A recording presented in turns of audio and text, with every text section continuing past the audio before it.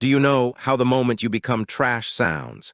It's not screams or fights. It's the quiet beep of an electronic lock telling you your badge is dead, a short, sterile, indifferent sound. You stand at the door, the same heavy steel door you've opened every morning for 10 years, and suddenly you realize the iron you knew down to every bolt, every hairline crack has betrayed you. Or no, the iron doesn't care. The system betrayed you. Today's story is about what it's like to be a part, simply erased from the blueprint, a hardware revision, where you are the component that's no longer supported. The lights flickered on in the main bay without me. That was the first sign. The automated startup sequence didn't wait for my manual check. The turbines began their low, hungry growl, and I wasn't there to listen to the bearings. That's how I knew. They took it. My job, my life, my purpose. The control room was glowing with a new, cold blue light. They replaced the old warm monitors, the ones that used to hum quietly in the dark. Everything looks like a goddamn hospital now. New patches on the sleeves, new boots clicking sharply on old, worn-out concrete floors. My name was gone from the database, just like that. No ceremony, no thank you for your service, not even scratched out with a pen. Just deleted, select, delete. Sanitized, like I was never here, like my sweat never soaked into the insulation of those pipes, like my blood never stained the floor of the machine shop. They called it restructuring, asset transfer, a necessary correction for optimized performance. Words for people who have never held a wrench in their lives. People who think reliability is just a number on a spreadsheet, and not the result of a man staying up for 36 hours, listening to the rhythm of a failing pump. I walked down the main turbine hall one last time. The air there, it has a specific taste. It's a mix of ozone, scorched dust on high-pressure steam lines, and old grease. I could feel the vibration of Unit 4 through the soles of my boots. I didn't need a sensor. I didn't need a tablet. The vibration was slightly off, maybe 4 hertz higher than it should be. A nervous tremor in the machine's heart. I knew that unit. I knew its history, every time it had been pushed past its limit, every time it had nearly seized up during the peak summer loads. I used to fix that with a half-turn of a bypass valve and a bit of patience. I spent half my life listening to these machines, learning their language, their moods. I knew when they were tired. I knew when they were about to break, long before the alarms ever went off. Now, I just watched the new guys, kids in clean uniforms, staring at their iPads. They don't feel the floor. They don't hear the resonance. They only see the graphs. They think the PLC logic knows everything.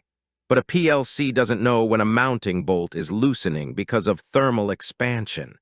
A PLC doesn't smell the faint scent of burning insulation before the smoke starts. They didn't notice the high-pitched whine of a pump bearing that starving for oil.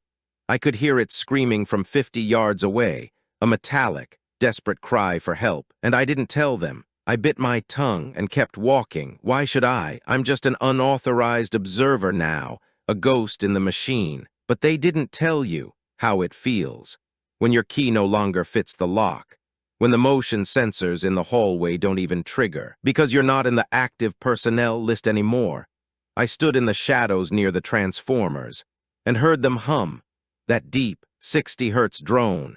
I knew that sound by heart, every overtone, every slight fluctuation. I had fixed that hum for years, kept it steady when the grid was failing, when the world outside was falling apart. And now, the sound is a stranger. It's just noise, indifferent noise. It's a strange feeling, digging through your own head, looking for a bug, looking for the moment it all went wrong.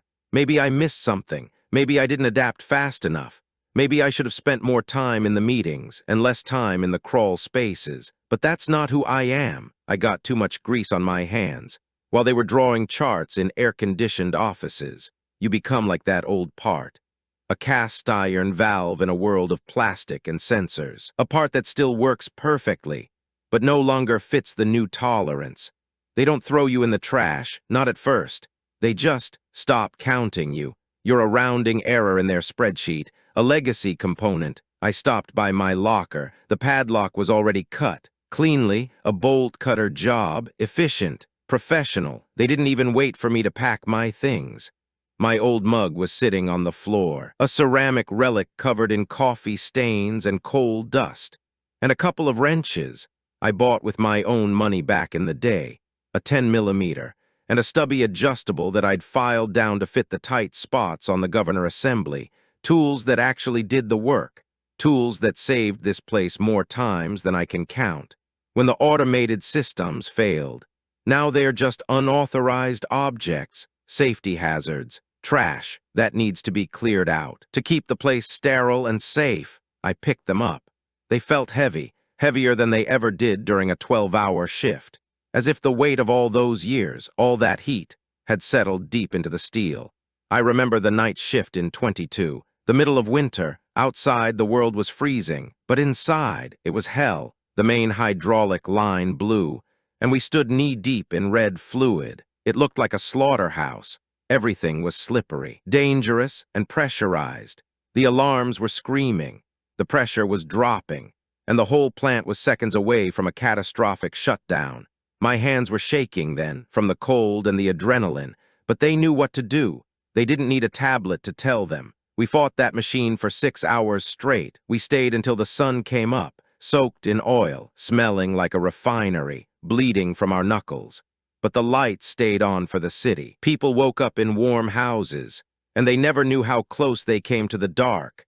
We won that night, and I thought, maybe, just maybe, that meant something. Now, my hands are just empty, unneeded, a liability. I wonder, does this concrete remember my footsteps? Does the rebar inside these walls remember? How many times I patched the wiring here when everything was falling apart? Probably not. Concrete has no memory. Steel doesn't care who tightens the bolt. It just obeys the laws of physics and corporations. They have less soul than the machines they run. They don't care about the night of 22. They only care about the quarterly report. I walked towards the exit gate. The turnstile clicked. A cold, mechanical sound, letting me out for the last time. One-way traffic, no return. I went out to the parking lot. The asphalt was cracked, and the street lights were flickering, struggling to stay alive. It was half empty. Just a few old cars belonging to the guys who still had a shift, or the guys who didn't know yet. I sat in my driver's seat and just stared at the main gate for a long time. The engine was cold. My coffee in the cup holder was stone cold. Everything felt still, too quiet, I realized. For the first time in years, I didn't have anywhere to be. The silence was louder than the turbines. I turned around and looked at the main stack against the gray sky. The smoke was white, thin, perfect. The machine was running fine. It didn't miss me. It didn't care that its heart was being replaced, piece by piece, by someone who doesn't know its name, someone who doesn't know the sound of its struggle, or the way the metal groans when the load gets too high. The system doesn't need people. It needs functions. And my function has expired. I thought about the city, millions of people, turning on their kettles, charging their phones, living their lives. They don't know the cost. They don't know the men who disappear so they can have light, and they don't care, just like the system. You're just a resource, processed, drained, replaced. And the worst part isn't that they replaced you. It's that the world keeps spinning just as smooth, without a single glitch in the system. As if you, truly, never existed. As if the 10 years you gave were just a flicker in a circuit that's already been bypassed, a temporary bridge to a future that doesn't include you. I put the car in gear. The transmission clunked. At least that sound was real, only the cold wind and the sound of my own breath. The rest is just background noise, just a fading echo, in a hall that doesn't listen anymore. Just another unauthorized object moving away from the site.